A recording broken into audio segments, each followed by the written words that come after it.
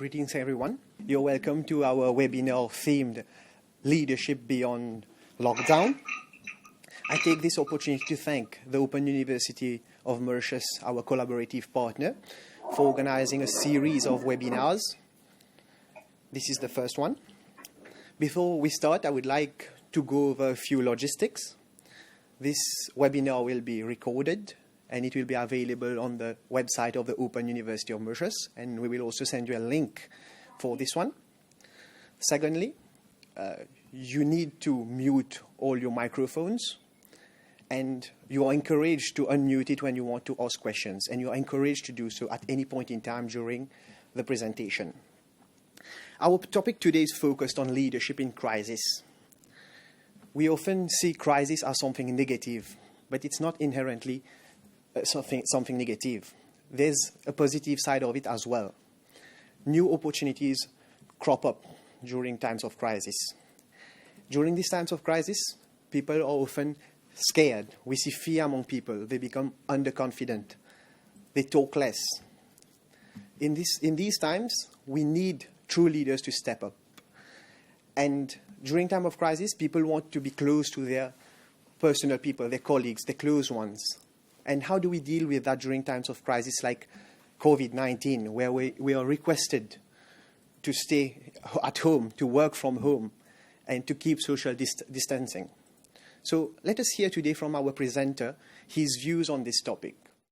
Thank you very much. There can be few greater pleasures in life for a teacher to be engaged with the hundreds of you present today as we attempt to hew stones of hope out of the mountain of despair that COVID has left us with.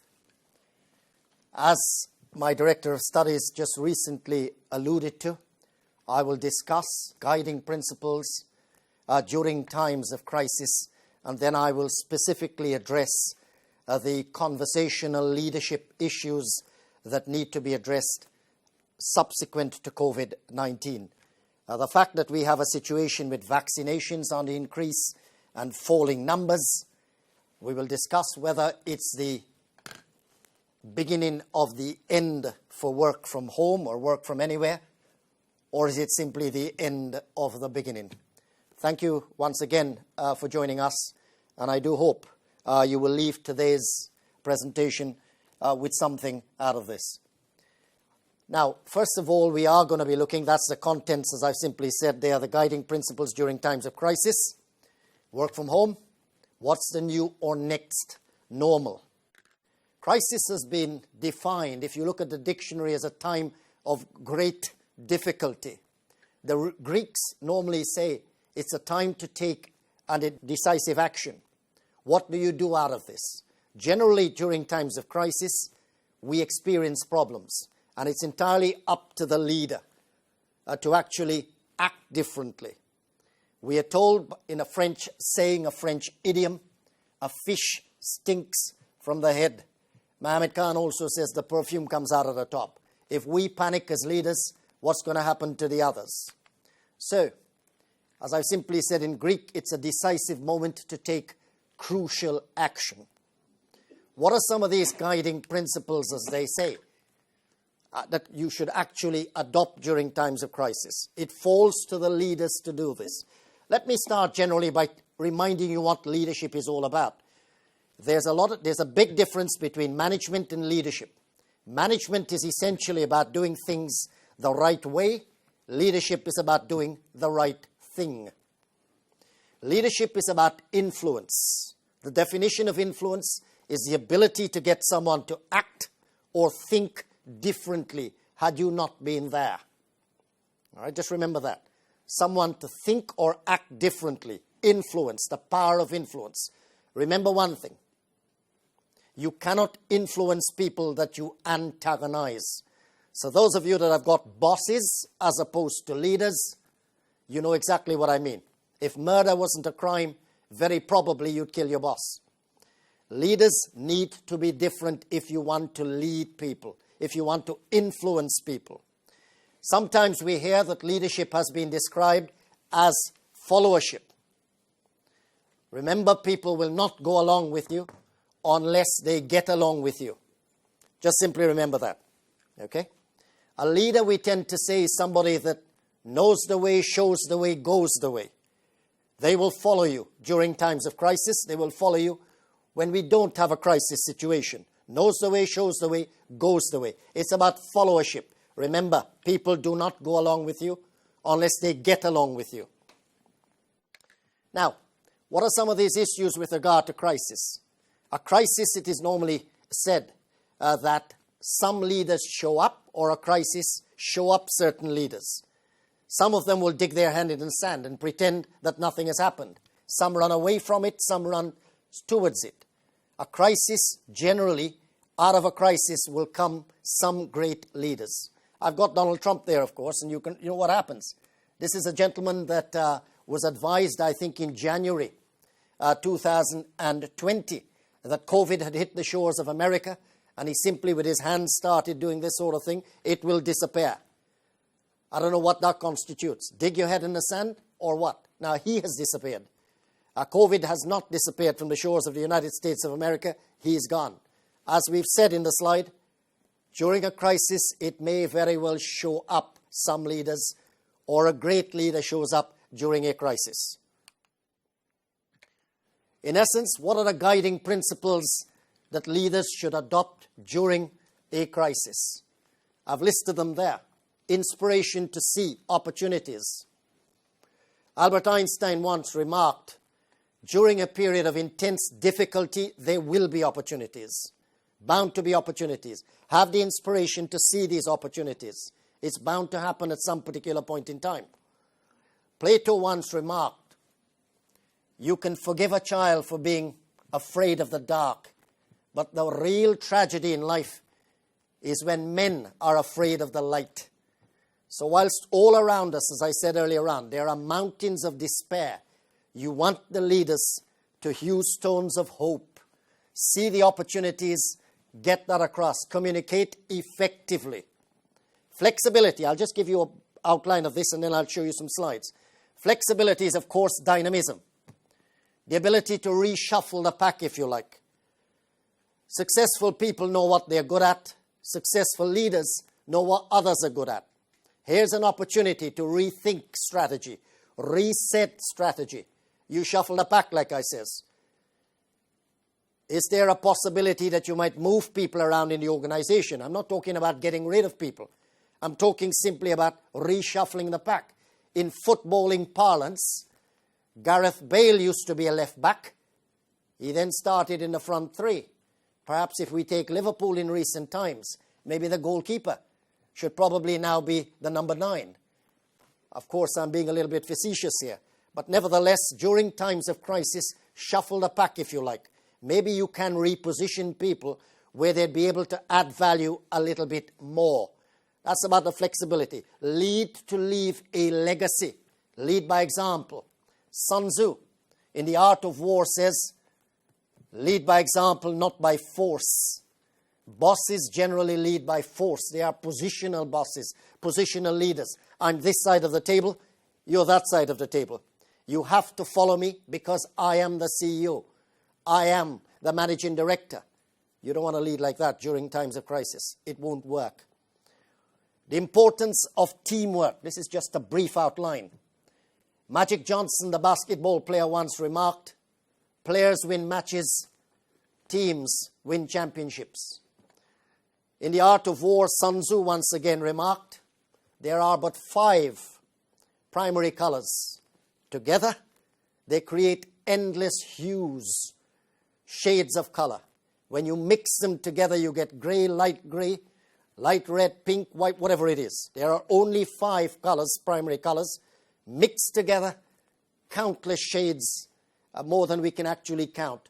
It is an established fact. If you encourage teamwork, where the goal is more important than the role, you will ultimately succeed. Trust, experience, and institutional knowledge. There is a temptation for institutions to shed fat during times of crisis. And I say that figuratively. Downsize. Avoid downsizing as far as possible. Imagine having to get rid of a number of your staff. Who is going through the door? Experience, intelligence of that sector, culture. They go through the door, they take intelligence that could go to your competitors. That ultimately may affect your clients and your customers who have bonded with some of your employees. Avoid, if at all possible. Do an ethical audit with a people focus. Sometimes you have to do it. It's absolutely necessary. Airline companies have had to act decisively, but you're going to have to be very careful with this. It could come back to bite you on the backside at the end of the day. Who's going to mentor the new people when the ball bounces? If you simply let your staff go through the door and you're simply conscious of just simply the bottom line figures. Empower your staff. Ensure that it's what they can do and what they cannot do. Ensure that you have their backs covered. And above all, stay calm, connect, and communicate. They are the guiding principles during times of crisis. Now, the first one, I'll take these in turn now. Inspiration to see opportunities. In the middle of difficulty lies opportunity. Albert Einstein. Be able to see that. It will happen. It will arise without question. And of course, the Plato. We can easily forgive a child who is afraid of the dark. The real tragedy of life is when men are afraid of the light. It happens a lot. We tend to be myopic, short-sighted, can't see the opportunities that might arise. We have examples in there. And I think there's somebody from Mauritius attending here. Mauritius, as some of you would know, is in administration. COVID, of course, has affected all airlines. If you know about Mauritius, here is the opportunity. It had a fleet consisting of A320s, A319s, A330s, A340s, and A350s. I don't know how much you know about the airline industry, but unlike, say, automobiles, you can drive a BMW one day and drive a Toyota the next day, and the following day drive a BMW. It doesn't work like that with aircrafts. Pilots generally, there are some exceptions, anecdotally, pilots fly one aircraft. So if you've got A319s, A320s, A330s, A340s, and A350s, are we going to have a problem here? The number of pilots specialized only to fly each one of these aircrafts. Here is an opportunity to look at your routes, to look at your fleet. I'm given to understand they've already started looking at this. So there is an opportunity, if you like, to rethink here. The opportunity, of course, is to possibly get rid of some of the fleet and concentrate on those ones that you can efficiently operate. It's not always half empty, it's half full. I'm simply trying to get across to you that if leaders are pessimistic, that will permeate throughout the organization. You need to be optimistic. You need to stay calm. You need to look for the opportunities. If you panic, there's going to be bedlam. Flexibility, dynamism, reset strategy, like I said, with an ethical audit, reshuffling a pack. I've mentioned earlier on, you develop people. Please do not essentially bother too much what they tell you with regard to what their best position is. I said earlier on, successful people know what they're good at. Successful leaders know what others are good at. So let's be very clear about that one. You take your decisions. I gave a footballing parlance an example earlier on. I mentioned Gareth Bale. Used to be a left back. Somebody decided to put him up front. Okay? And he's turned out to be a revelation, although he's coming to the end of his career at this particular point in time. Someone may be qualified in engineering, and they may be an excellent marketeer. They may be excellent in terms of PR. In engineering, of course, there's lots of problem solving. Life is about problem solving, with the variables being different. It's entirely up to a leader to take that decision. Where will I position my people? They may tell you they'd like to be there. You don't organize work based on personal preferences. You know, I will tell you this later on as I look at COVID. You don't decide work from home or work from anywhere based on preference and commute, how long it takes for them to get in. That's not the way to do it. You're going to have to look at the company's needs, not just people's wants. That will be factored in, but the buck stops with you. You will take the decision. Shuffle the pack, reposition people. What is your plan? What are your objectives? Strategy is about your plan, your touch to achieve your objectives. Short-term, medium-term, and of course, long-term objectives. Lead to leave a legacy, and by example. Now, many people have done surveys about the characteristics required to be a good leader.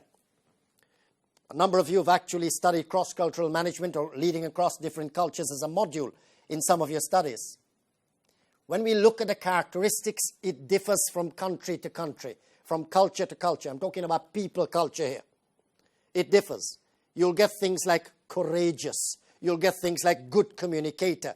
You'll get things like willingness to accept responsibility. You'll get things like all sorts of characteristics, a variety of characteristics required to be a great leader. Appreciative. Understand that no man can do, or person is an island. You need people to be with you. We had a variety of characteristics. They surveyed over 2,000 people with the characteristics required to be a great leader.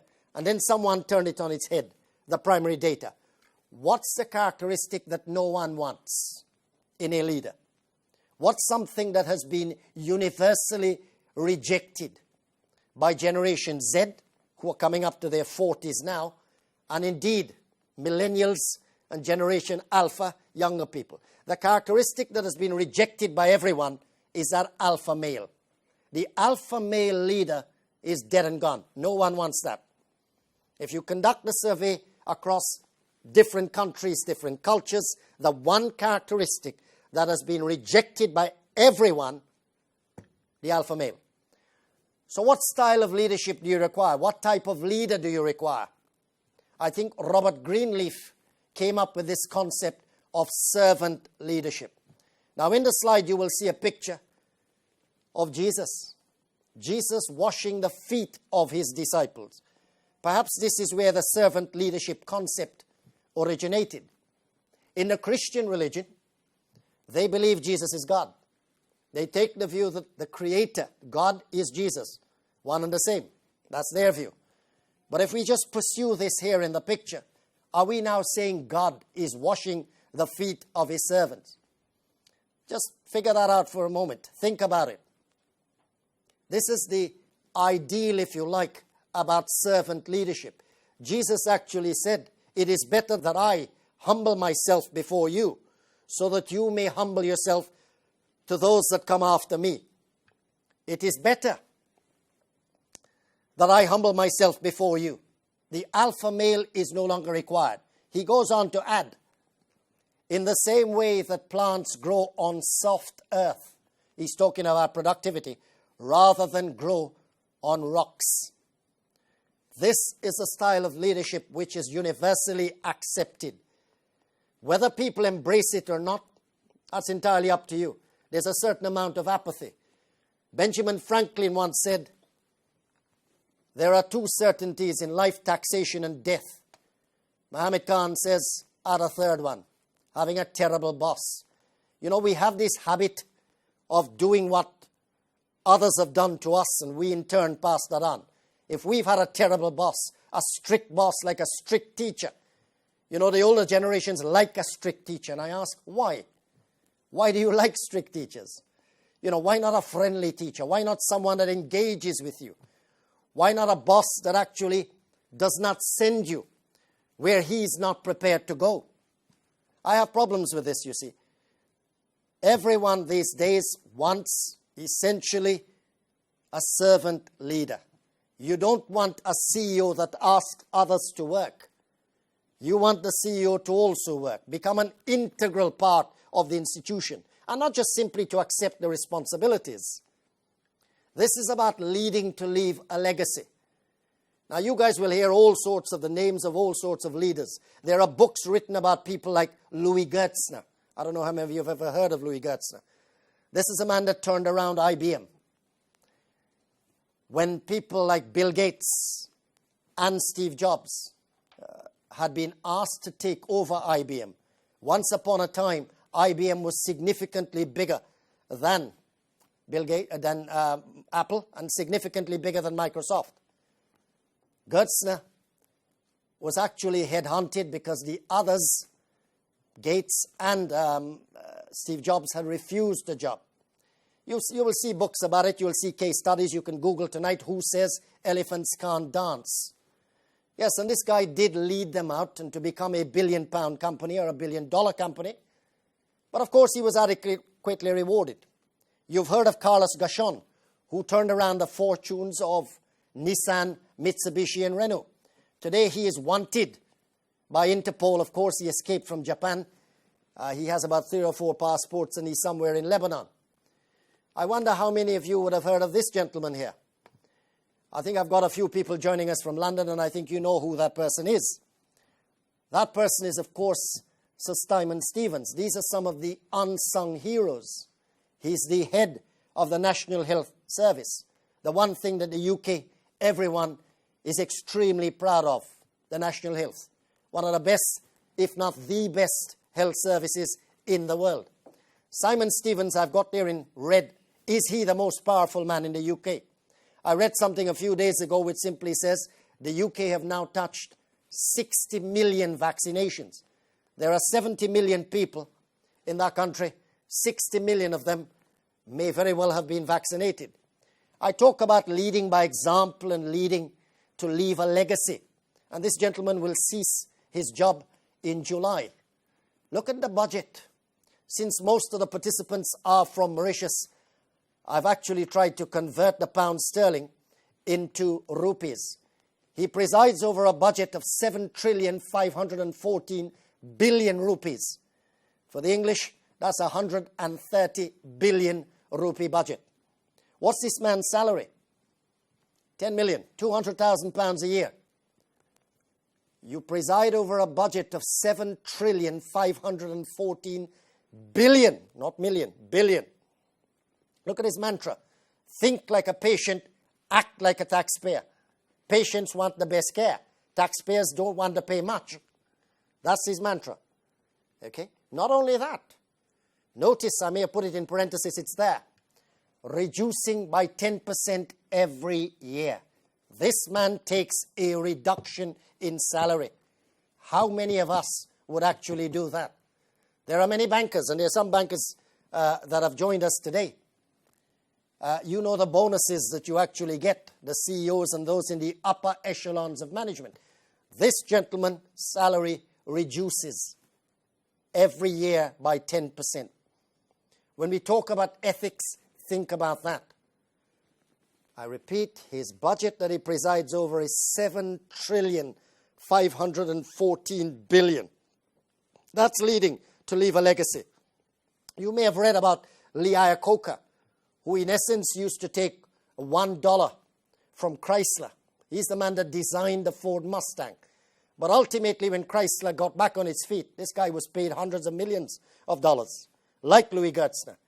Simon Stevens, or Sir Simon Stevens, walks away in July and certainly will be able to look at everyone in the eye and not blink. He has, of course, presided over a huge crisis that hits the UK, and I think he has come out smelling of roses. That's about leading with legacy. The unsung heroes. I said earlier on, Sun Tzu, in The Art of War, a leader leads by example and not by force. If you lead by force, you are a positional boss, a positional leader. That's not about leadership. That right has been given to you. If I'm a CEO, I've been appointed by a CEO. That's given to me. One of the levels of leadership you want to attain is the permission level, when people allow themselves to be led by you. I permit you to lead me. And you will usually do that if you lead by example and not by force. You lead by force, you usually get what we call contractual effort. I need to be paid at the end of the month. You know, I've got to feed my kids, I've got bills. And if you're leading me and I don't want to follow you, I might not get paid. I might lose my job. And during times of crisis, that's going to add to the problems. I, in essence, need to follow what my contract says. I will turn up at 9 to 5, but that's all you'll get out of me. You will get contractual effort. You will not get discretionary effort. In footballing parlance, As someone usually says, I'm not going to put my head in where somebody's going to kick it. Unless, of course, I permit you to lead me. When I give you the permission to lead me, you will not get contractual effort, you will get discretionary effort. Only lead people where you are prepared to go yourself. How many leaders or CEOs we've got do not get their hands muddied? In times of crisis, people want to see you out there. They don't want to see in your tower. Get your hands dirty. Wherever you're sending them, you go yourself. Robert Greenleaf, as I said, the author of Servant Leadership. Good leaders must first become good servants. It's about service. Richard Branson once said, customer is not king. Employees are king. Serve your employees, look after your employees. They in turn will look after your customers. Just bear that in mind. Teamwork. Divided we fail, together we succeed. That's obvious. There is strength in size. You think of the European Union. You think of the United States of America. You think of the USSR, and let's take the latter. As it starts breaking up, there are issues. There is usually strength in size. I mentioned earlier on, talent wins games, teamwork and intelligence wins championships. The role is less of importance relative to the goal. You have to adopt a holistic approach to this. Not simply one person. One person doing their job properly, the institution may still fail. In footballing parlance, Harry Kane, in the last English Premier League, won the Golden Boot, scoring more goals than anyone. I think they came about 5th or 6th. They lost their manager during the year. It's a classic example. You may score the most goals, you win nothing. All right? Remember, leaders must advocate the Latin phrase, e pluribus unum. Out of many, we are one. That's what it's all about. Out of the many employees that we lead, there is one financial services institute. There is one company. That's what we strive for. There you go, Sun Tzu again. There are not more than 5 primary colors, yet in combination they produce more shades, hues, than can ever be seen. 5 primary colors, white, black, red, yellow, and blue. And out of that you get so many shades. The importance of working as a team, the importance of being congruent, mixing them together. Very important. Of course, that's the leader's job. You influence people. It is extremely difficult to lead people with different cultural backgrounds. But in a way, it's like a conductor in front of an orchestra. Together, if you listen to a drum played by itself, a bass guitar playing by itself, sounds terrible.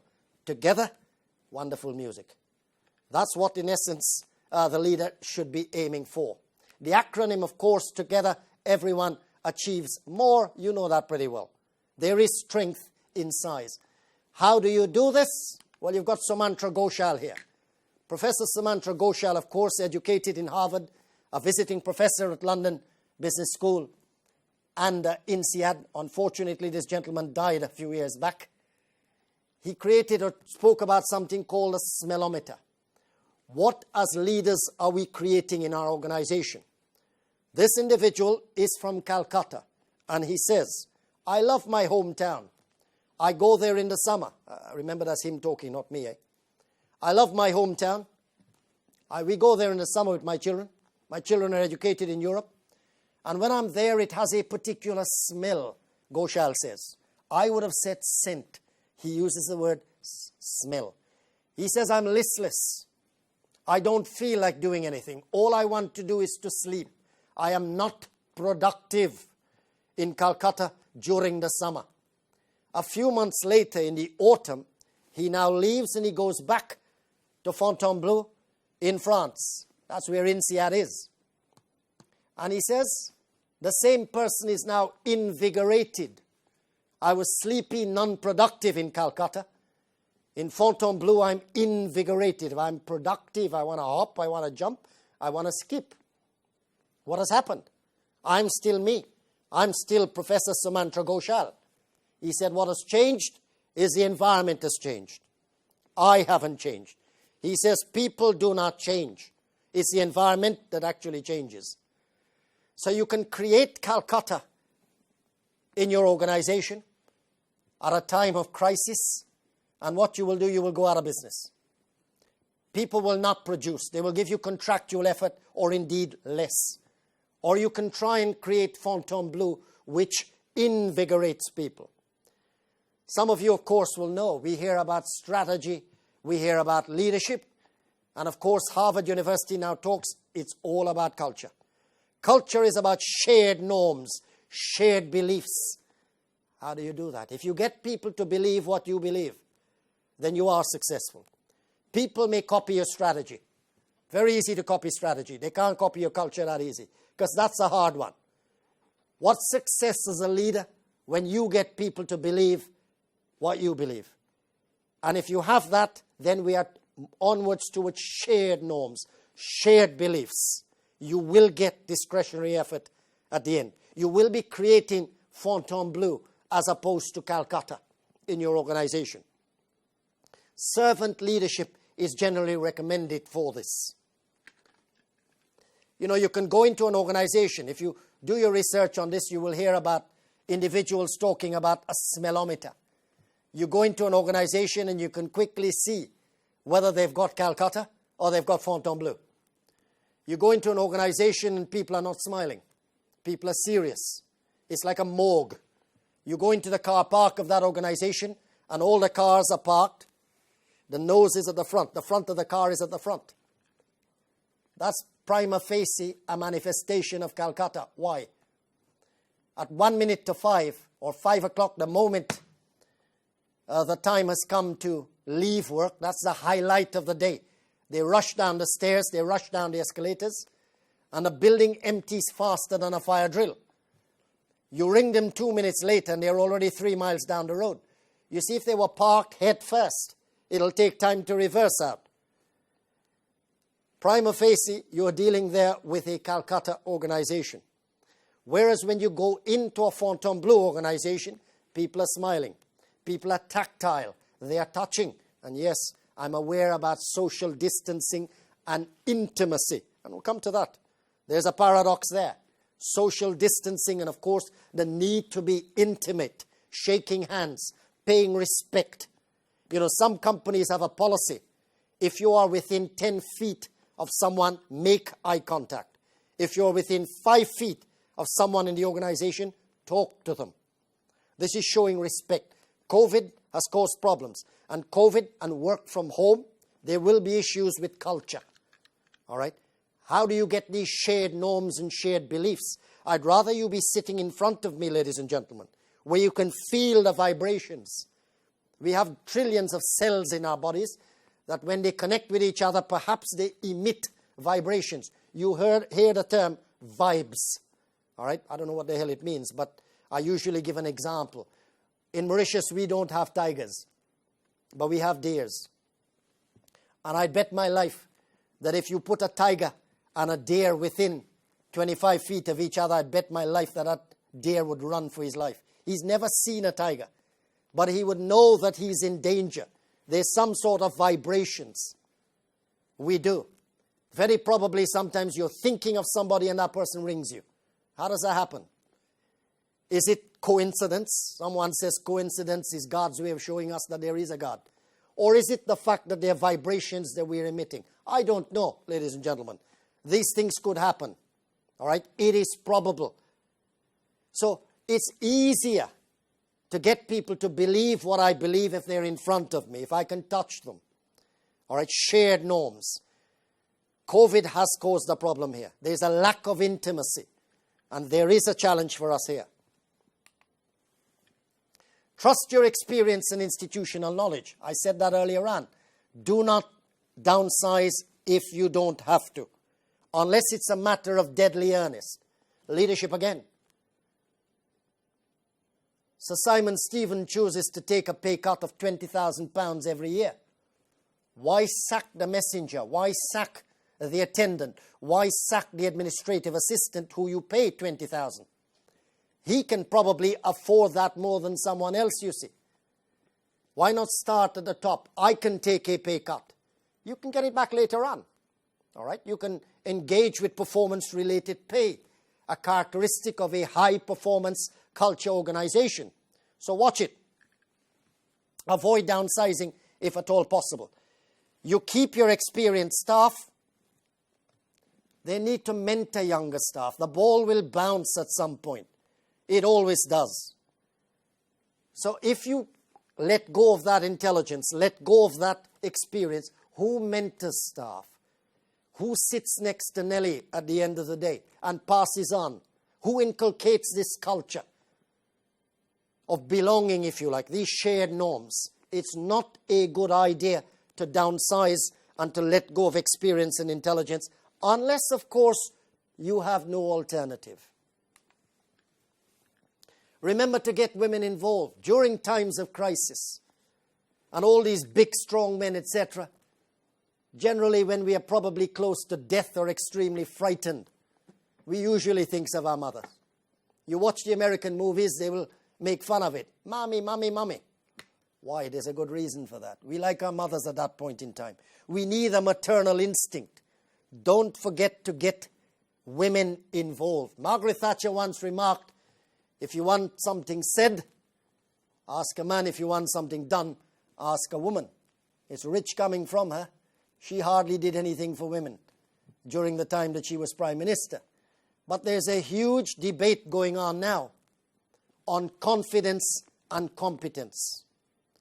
Confidence is defined as how good you think you are and how good you can fool others maybe to believing that how good you are. Competence is how good you really are. And there is a gender issue here. Men are very confident, extremely confident. You know, we talk a lot. We are good at trying to tell people how good we are, and sometimes we fool them. Girls, on the other hand, sugar and spice and all that's nice. Girls should be seen and not heard, tend to be less confident. You know, we go for interviews, and the man talks. He's extremely confident. We have a dreadful way of recruiting people. You know, we recruit people based on an interview. Now, this is old. This is archaic. You should find other ways of recruiting people.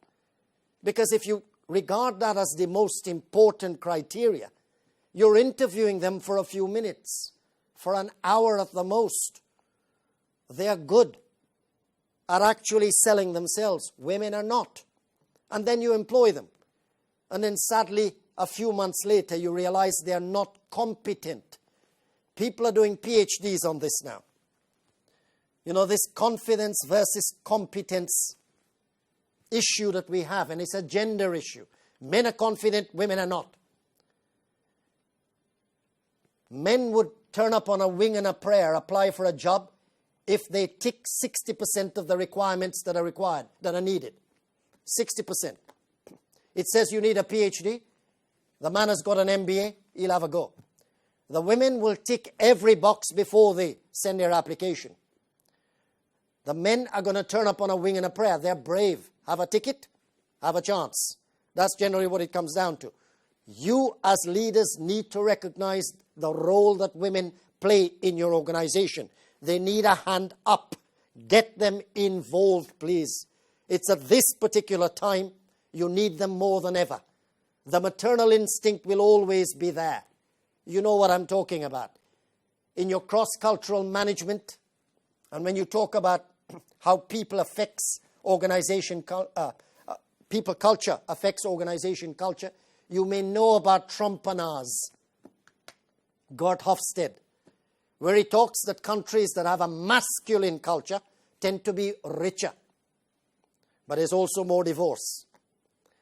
There's also more suicide. Masculine culture. Countries, on the other hand, that have a feminine culture, they are a little bit poorer. But you have no care homes. Very few divorces, and the suicide rate happens to be less. Why am I talking about suicide rates, ladies and gentlemen? We may be moving away. It is very probable that we have tied a Faustian deal. I'll tell you about Johann Faust a little while. You may have done a deal with the devil. You see, a number of people are simply saying, that working from home or anywhere is convenient. It's also efficient. But are we now moving from a coronavirus pandemic to a loneliness pandemic? Are we going to have a mental health issue here? Working from home has its pluses. It's also got its minuses. As you start moving into a loneliness pandemic, suicide rates could go up. One of the reasons I'm saying get women involved. Most CEOs tend to be men. Get women involved, please. Empower your staff, of course. Let them be brave. Cover their backs. They can rather than can't. Don't simply let them be scared of their shadow. Tell them what they can do. Make them confident. Feel confident to be able to do things. You can do. You've got your back covered. Let them trust you. You will make them innovative if you do that. I once did a lecture at the university on impediments to innovation. And it's the processes that stop innovation. Too much management as opposed to leadership. Management, I said earlier on, Peter Drucker, is about doing things the right way as opposed to doing the right thing. By whatever means necessary, do the right thing. Within, of course, reason. I'm not asking you to do illegal things at the end of the day. But if I'm your leader, I've got your back covered. Do it, I'll stand beside you. Once we get the right result, I don't care how the hell you do it. Once it's done ethically and it's legally, I will support you. So you create a culture of trust, a culture of empowerment, where people feel they can add value, they can innovate. They are not controlled. They don't conclude, as many people do. You know, this is a problem we have. Everything is contract, contract, contract. This is in my contract. I'll tell you when to work. I'll tell you where to work. I'll tell you how to work. The millennial, the Generation Z, and these current lot at the end of the day will conclude, everything is contract, contract, contract. I will contract. All right? And you're not going to get discretionary effort. You won't get discretionary effort. Empower them. Take decisions. Innovate. Look for different ways. Change the processes. Some of these processes are so old, archaic, defunct, obsolete, but still we stick by them. It ain't broke, don't fix it. That's complacency and arrogance. You don't wait.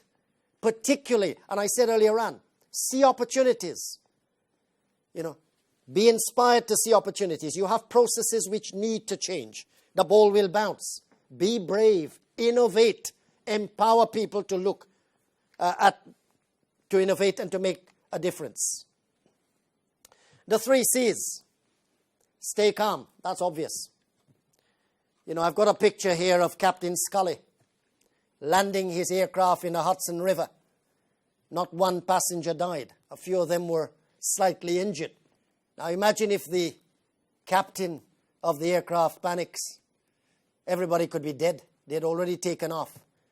Had a swan strike, a bird strike, too far away from LaGuardia Airport. Landed on the Hudson River. Everyone survived. It goes without saying, he must have remained calm. They look to you first of all. You are the leader. You are in the position of influence. Stay calm, do not panic, or you will get bedlam. Connect with people. Maya Angelou, I have discovered that people will forget what you say, will forget what you do, but they never forget the way you make them feel. How true. Never truer words spoken. Many of you joining us here today are married. You have loved ones. Can you remember the first words they said to you? Can you remember the first time they baked you a cake? You possibly can't. But you possibly married them because they made you feel special at some particular point in time. Think about your wives and your husbands. Some of you may be married for a long time or indeed a short time. What's the first word he or she said to you? I bet you can't tell me. I have discovered that people will forget what you say. People will forget what you do. When was the first time he or she cooked you a meal? When was the first time they held your hand? Probably forgot. But you ended up marrying them. You ended up falling in love. because at some particular point in time, they made you feel special. People forget what you do, they forget what you say, they never forget the way you make them feel. This is servant leadership coming out again. But how do you go about that? How do you go about connecting with people? You connect with people by virtue of the way you communicate with them. Communicating is not only talking. Communicating is about conscious listening. There's a lot of, Tony Nader talks about an unbounded ocean of consciousness. Conscious listening. Most people, of course, have forgotten how to listen, particularly this generation. You know, we got text messages. You're in the same house and somebody's texting you. Can you make me a cup of tea? Can you open the window? Can you put on the heating? Can you put on the air conditioning? And they are literally 10 feet away from you. They see well, okay? But the ability to listen. And you know, we must remember God gave us 2 ears and 1 mouth. I know lots of the times we talk, and yes, that's important. Very important. But understand, communicating is much more than just speaking. Let us concentrate on speaking for a bit. And when you communicate, please do not suffer from what we call mind blindness or the curse of knowledge. You listen to accountants talking and they talk about impairment. And you think, visually impaired? No. Impairment, of course, is bad debts. If there are accountants joining us, they know it means bad debt. If you're not an accountant, impairment means that in some particular way you're affected, inhibited. That's mind blindness. You know, you believe I should know. We talk about culture. And I mentioned culture, culture, culture. Do we really understand what the hell culture is?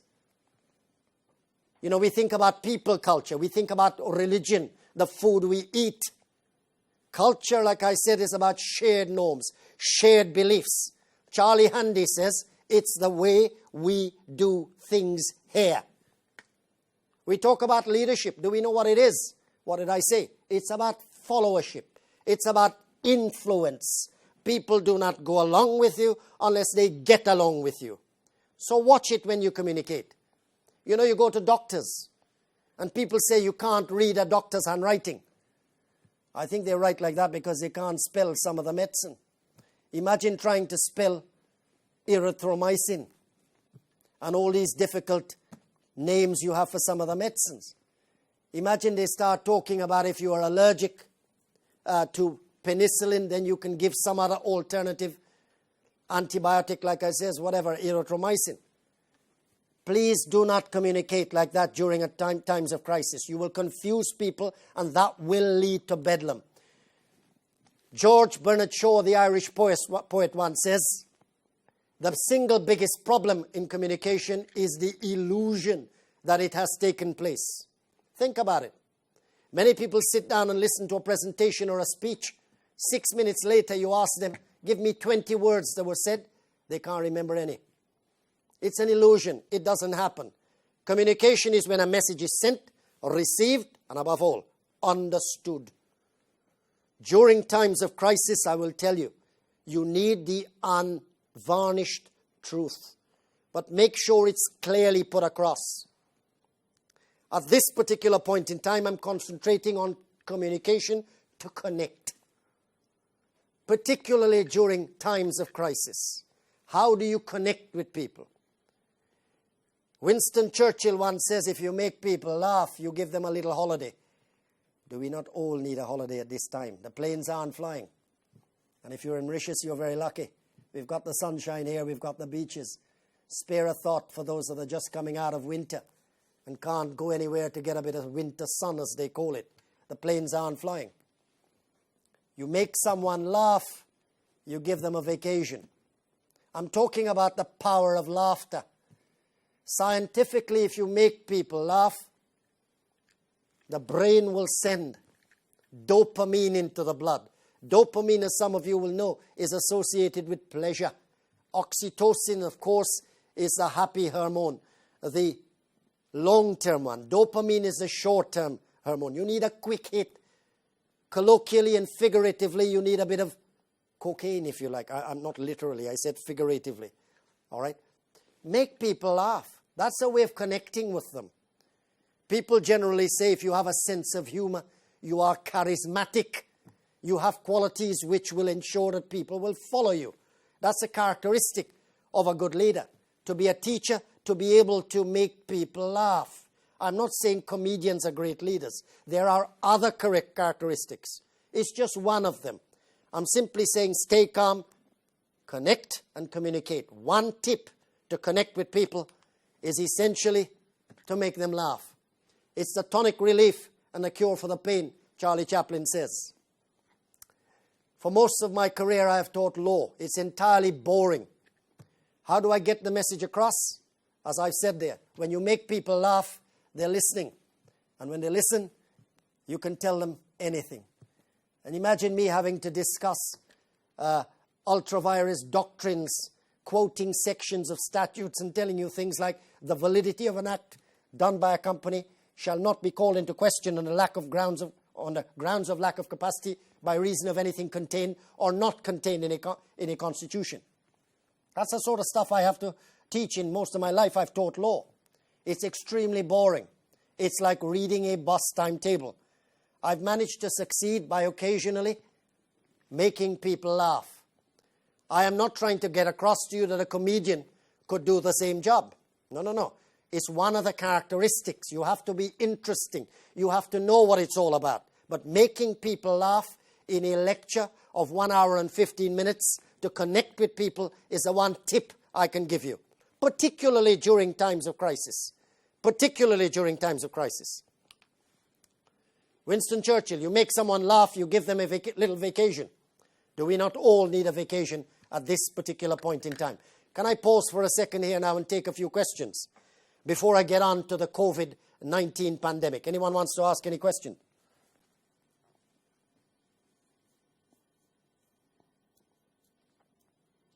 No questions? They've got one there which simply says, how will I keep my team engaged in efficiency and effectiveness when we're working remotely? This is a mantra of many leaders engaged in effect with COVID-19. That is a big problem. You are absolutely. I think you will find as I come on to the COVID-19 crisis and look that's a fundamental question. Thank you very much who's asked that question. This is the problem you have. This is the juxtaposition. As he or she who's asked the question says, it's convenient, it's efficient, it's working well. But are we tying a Faustian deal? Johann Faust was a man that was very successful. It's a German legend. But he wasn't satisfied.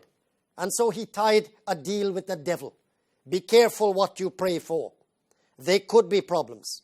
How do you get across these shared norms, shared values, culture that is so important? My advice, as I will come on to that later on, but I'll answer it now, is possibly have a hybrid system. Now, it's easy to say that. Work from home, work from the workplace.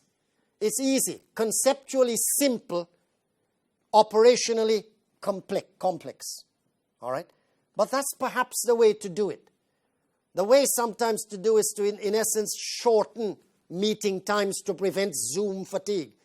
Do get them into the office at some time, of course. And you get them into the office to have coffee, to sit down for casual conversations. Very important to inculcate the right culture. Fundamentally important. This interaction. I remind you what culture is all about. Shared norms, shared beliefs. And the person that's asked the question is absolutely right. It's difficult to inculcate culture when people are all working from anywhere or working from home. Have a hybrid. I'll tell you about that in a little while, but it's more easier said than done. All right? It's easier said than done. You need to do other things, of course. I hope that answers your question. What was this one? Communal orientation, organization identification, and leadership aspiration. Absolutely. I can't see a question out of that, but I think it answers the previous one. That's exactly what you've got to do. Any other questions? Mohamed? Yes? Mohamed? Yes, Shamsuddin. How far change management can play a role in the a leadership role in the COVID crisis? You've made a very, very, very good point, and you've answered the questions. It's a sort of a rhetorical question because you provided the answer already. I think the first point the gentleman is making is that it's not just employees that have changed during COVID. Leaders, bosses will return also different. I think that's the first point he's saying. We will also return different. You are finding that more and more people are talking about conversational leadership. Top down now. We're not so much talking to middle managers. We are talking directly to frontliners now. And this is advocated. The gentleman is talking about top down. Your attitude needs to change. Leaders now need to see the value that frontliners have created in the past. In the past, they may have been oblivious to this, to simply deal with the middle managers. Do you need middle managers now? Perhaps we do, perhaps we don't. But to engage in conversation, as he says, top down, change management, change in leadership styles, almost certainly. And that will have to happen. You have to have honest conversations directly with people and repeat those conversations as time goes by. But that's a very, very good point, Shamsuddin. It's not just the employees and the followers that have changed. The leaders will also have changed. And they need to introspect a bit. There is a next normal and a new normal. Certainly. Thank you, sir, for the point. Any other questions? Yeah, Mohamed, this is Rajkumar here. Hi, Rajkumar. Hi. Just one question. What type of leader, if you had to give some traits, would you have used to define Hitler? Thank you very much for that question. I mean, traits, of course, I suppose the question that usually flows from that is that are leaders born or made? Well, all leaders must, of course, be born. All leaders are born. We didn't fall out of a tree, in effect. Hitler, of course, possessed significant charismatic skills at the end of the day. And he must have been extremely good at what he did to get people to believe in what he believed in. It's one thing for me to get someone to believe that I want to win the English Premier League. It's another thing for me to get people to believe that I must kill everybody that doesn't have blue eyes or blonde hair. So he did have an extraordinary set of skills, there is no doubt. But the environment made it conducive for someone like Hitler. I don't know how much you know about the circumstances that prevailed. Would you believe it that Germany has only recently finished paying for the damage that they caused in the First and Second World War? You know, they were kicked from pillar to post. People looked for win-lose situations. The environment, the prevailing environment was rife for someone like Hitler to come in, someone that empowered people to believe that they were the best, the Aryan race was the best. But it was very conducive to an evil man such as him to actually come to the fore. But nevertheless, you've asked the question, should we have some Hitler type qualities? Yes, if you can manage to do it, but get them to believe in something that's good. And for that, of course, servant leadership. For that, an effective communicator. For that, someone that is courageous, that is appreciative. The usual qualities you will look for. Someone that connects. You don't want somebody that is aloof at the end. Because we don't have the circumstances prevailing now as they were in Germany at that particular point in time. All right, we certainly don't. But yes, Hitler was an excellent communicator. Hitler, if you listen to his speeches, he'd start speaking very softly. And as it went on, he'd increase it by a few decibels. Emphasize the words. The prosody, timbre, and pitch was certainly there. He had tremendous skills of communication when it came to that. And like I said, he did possess some characteristics, albeit in a very evil way. But it's worth looking at what he possessed, but in a good way. Any other questions? Okay, let's carry on with the COVID-19 crisis. Now, lockdown returns, even in Mauritius. We sort of believed we had beaten COVID a year ago, and then the blasted thing has returned. and then it's re-returned at the end of it. And so, a year ago, I asked you to cast your minds back. You sent people through your office doors with a laptop in their hand and a prayer. Will this bloody thing kill all of us? Cast your minds back. Laptop, prayer. Now, what has actually happened? Is it work from home or is it back to the office? Because, of course, vaccinations, AstraZeneca, Covax, Sino vaccine, Johnson & Johnson, Pfizer, falling rates? Possibly not.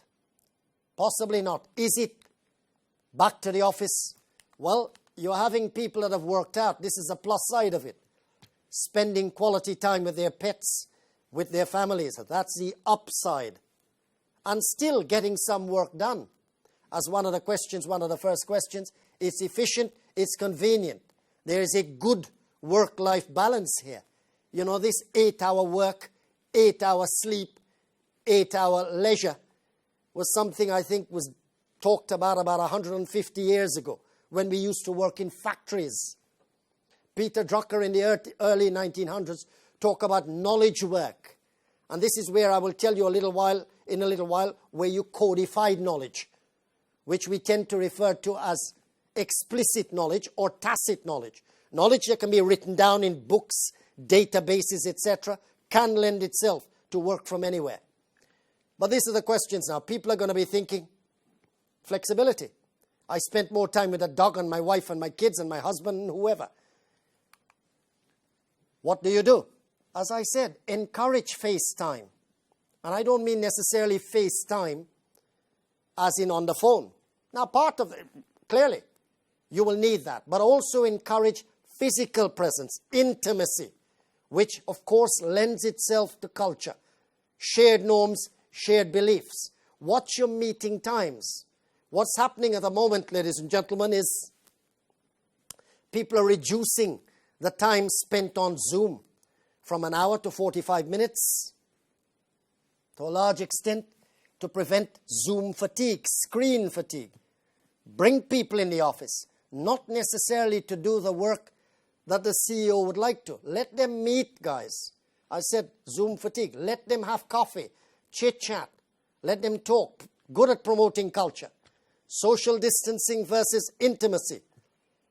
Organization culture together. I know you have the paradox here. The juxtaposition. We are told keep apart, but we want people to get closer. We want people to be tactile. But you want to bring them in also, as I said, to have coffee, chit-chat. Weigh it up against whether people have been vaccinated or not. Ultimately, we need those hands holding the plant. All together. All hands to the pump. Honest conversation. Very important, this one. Honest conversations with staff.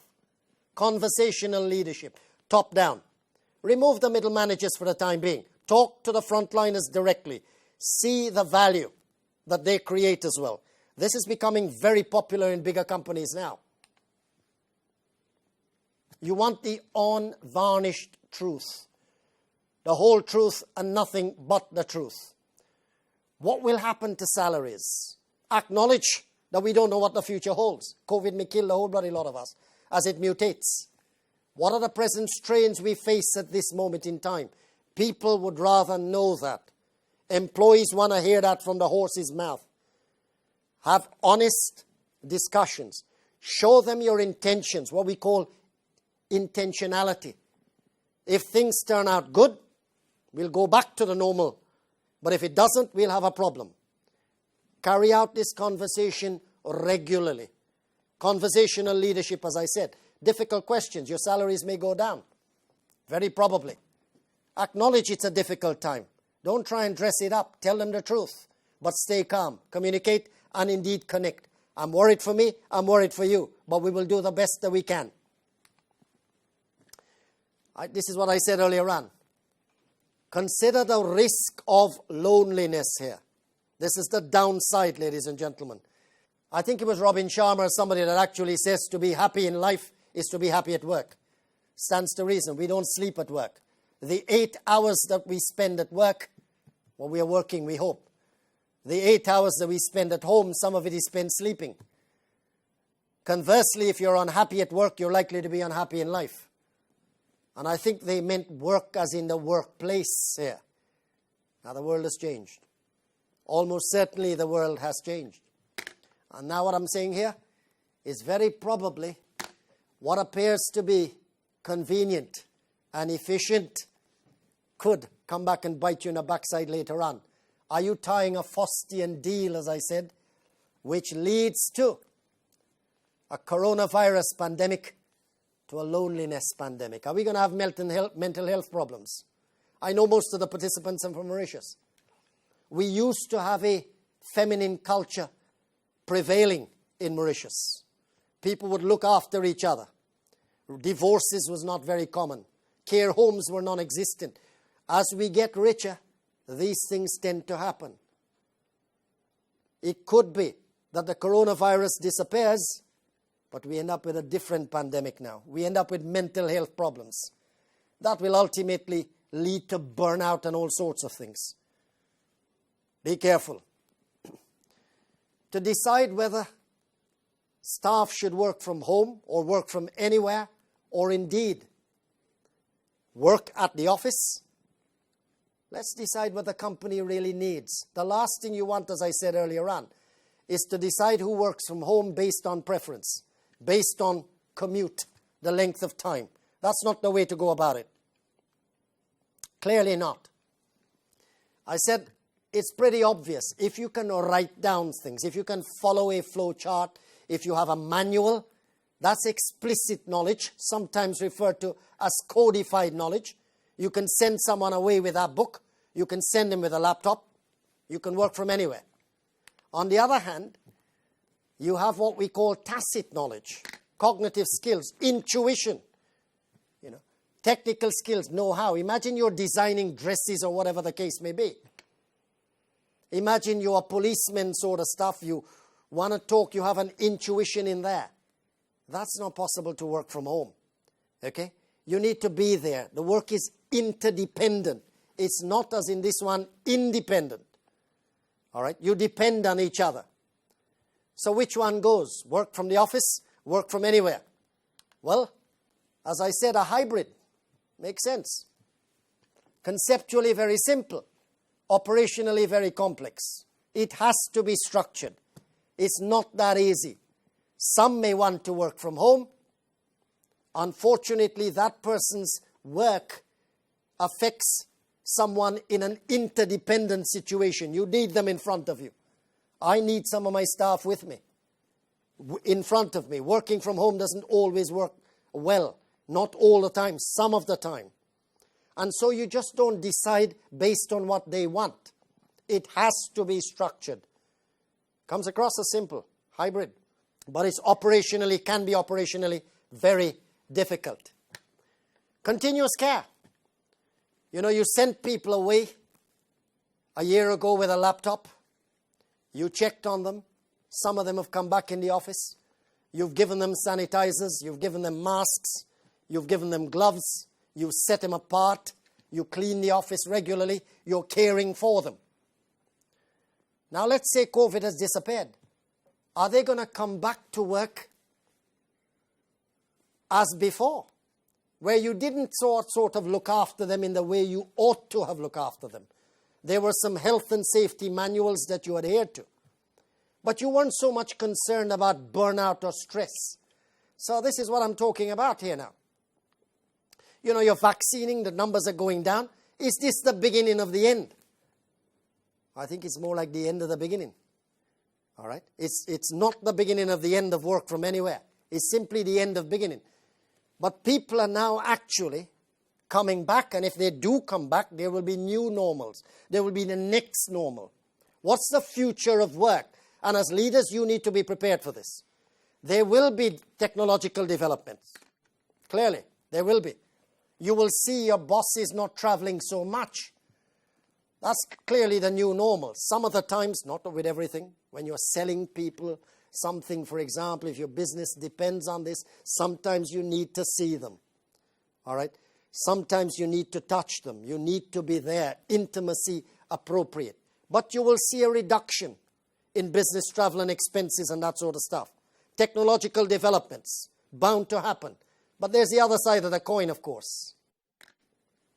You sent them with a mask, you sent them with sanitizers.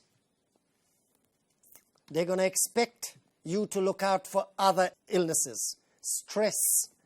They will expect you to, and rightly so, of course. COVID is gone, but we've got another pandemic, burnout. People are back. They're not ready to accept business as usual as it was 2 years ago. And they're going to expect you to care for them, continuous care. And why not? They're going to expect health insurance, how you manage stress effectively, a more caring organization. And as they usually say, you lead with kindness.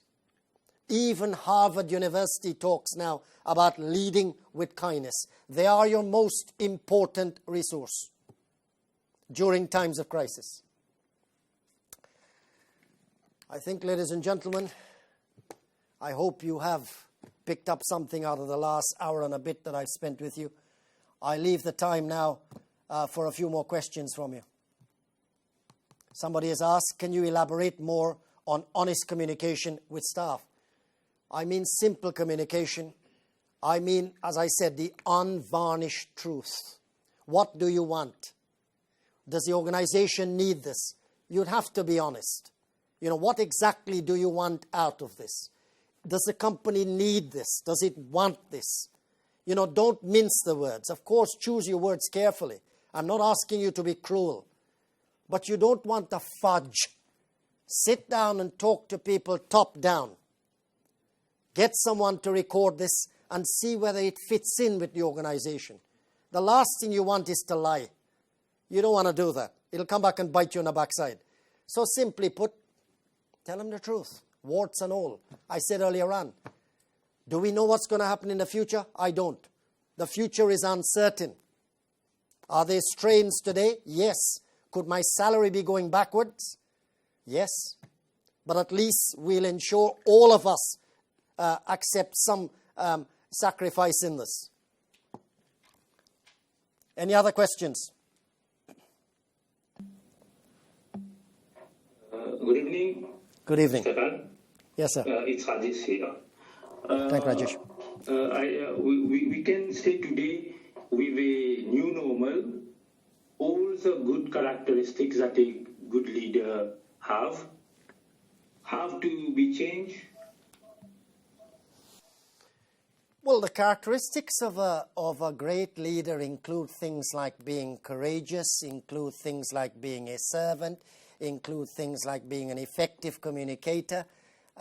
Empathy, of course, very, very important, particularly during times of crisis. You know, I usually separate sympathy and empathy. Sympathy we don't feel, so we sort of express sympathy. Empathy, you actually feel it. You know the example I usually give.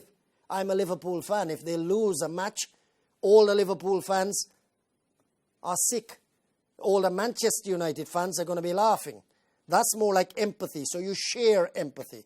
During times of crisis, and I said earlier on, the mountain of despair that COVID has left us with, I think empathy more important than anything really. The fact is we are all in this together. Empathize, emotional intelligence. So, Sir Rajesh, no, you can't forget those qualities. I mean, they remain. They're perennial. They need to remain. You need to communicate effectively. You need to be a servant leader. You don't need to be an alpha male. Alpha male is dead and buried. You certainly do not need that. Okay? Keep those, but add other things to it. Make sacrifices. The fish stinks on the head. The perfume comes out of the top of the bottle. So keep those characteristics, but add a few more. Any other questions? How can organization compensate for the social life? The social what? That is missing. Social life at work. Social life at work that is missing actually. That's once again, Shamsuddin, your question is very, very pertinent to what I've been alluding to earlier on. Are we tying a Faustian deal this man who was successful. We had a successful workplace before. It was working well. It hadn't broken. Are we now simply going to turn away our backs on that and now lead to loneliness, lead to mental health issues? Which is why I said, even if you go for a hybrid, make sure you prioritize times where people meet. And even if they just meet to have coffee, even if they just meet to change of air, even if they meet to have a laugh, you need to make a conscious effort to do that. You can't see people as simply numbers, Shamsuddin. All right? Yeah. How do you compensate for that? And you're absolutely right, 100% right. If you don't do that, we are going to lead to a loneliness pandemic. People are going to ultimately be independent of the organization, and the culture will suffer. It will suffer at some particular point in time. It's why you will see attrition rates going up if you don't compensate for things like that. What I mean by the attrition rates, people will leave the bloody job. They'll go elsewhere. It's like these call centers. You know, there's hardly a proper organization culture in these call centers. All right, which is why you have a lot of turnover. And what did I say? They are leaving with intelligence. They are leaving with experience. That goes through the door and they go to someone else. They're not going to be able to look after your customers. It's a recipe for disaster. So you should prioritize that. Staff welfare, very important, even if it's just to have coffee. Lead with kindness. Absolutely. Next question. Is work from home productive for company? It is for the time being. It is efficient, convenient. It could be. It depends on the type of work, though, especially if you're institution. I mean, if you take call centers, you know, you're following a script, as it were. You know, that's codified knowledge. Very productive. You don't have to bring them in the office. You don't have to heat the office. You don't have to air condition the office. You give them a telephone and some earphones and that's it. Could be very efficient. It depends on the type of organization you have. If it's an organization that one department is interdependent, where the knowledge is, as we say, tacit knowledge, you depend on each other, well, you need people in actual fact to be there. You know, so it could be destructive. It could be.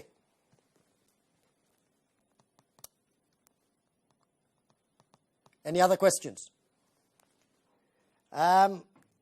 This lecture would not have been possible without the involvement of the Open University. So huge thanks to the Open University for opening its database. And I hope the students and lecturers or whoever that have joined has actually picked up from it. Thank you very much to the Open University.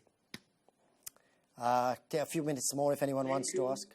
Thank you, Shamsuddin. Thank you, Mohamed, for brilliant exposure, and we want to thank FSI and Open University for giving us the opportunity to have this lecture to refresh our memory about the need of the time.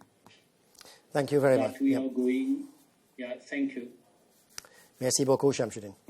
Any last questions? Okay. Bien, merci. Thank you very much.